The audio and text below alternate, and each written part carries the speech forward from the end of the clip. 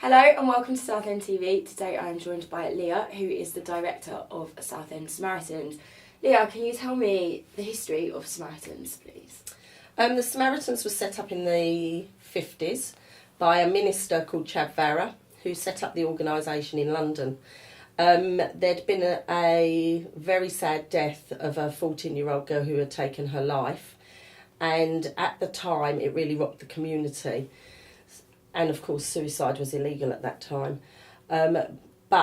Because it rocked the community, a lot of his community were coming into the church to speak to him. At that time he couldn't cope with the amount of people, so what he did is he got people from his congregation and so on to come in and help him by making teas, talking to the people while they were waiting.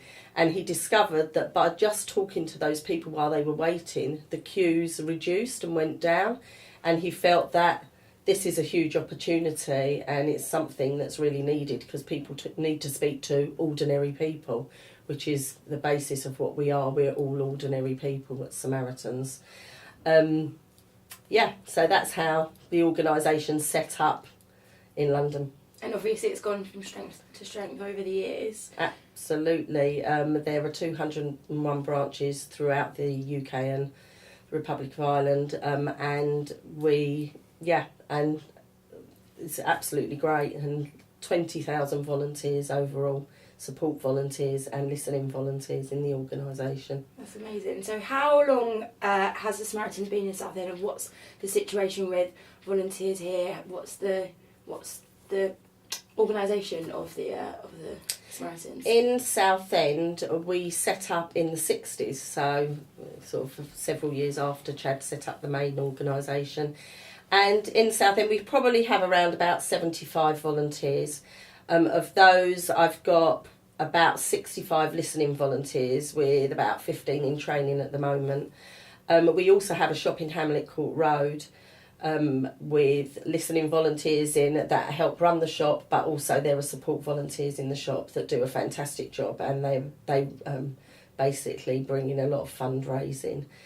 Something that we are looking for and we would like to expand on is having more support volunteers in the organisation, because it's not just about coming along to us and being a listening volunteer. We also need people within the branch.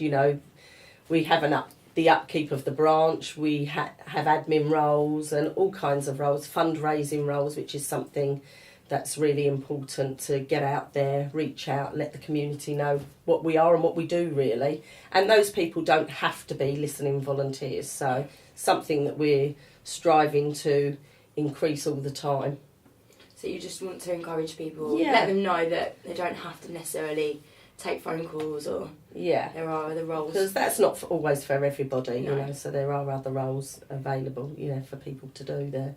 So if anyone is watching this and they're thinking, I'd love to get involved with the Samaritans, whether it's through a listening role or more of the admin or fundraising or even in the shop, how would we go about getting in touch to arrange that?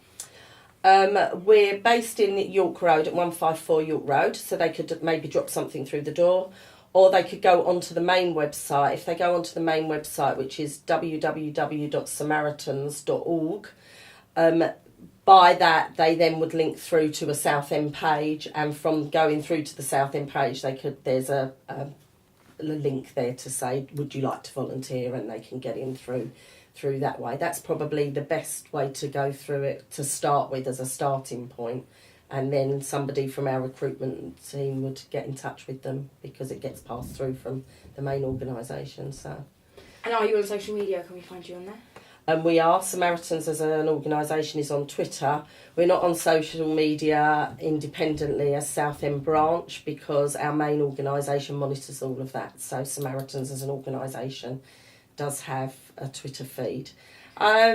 We may have where we tap into it at Southend, but most of the Twitter, Facebook, that kind of thing goes through our main organisation where it's all monitored.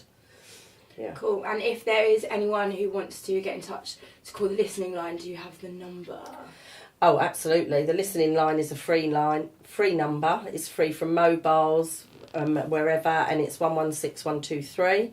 We're there 24 hours a day. As I say, we've got 20,000 volunteers, so there should always be someone there to answer the phone.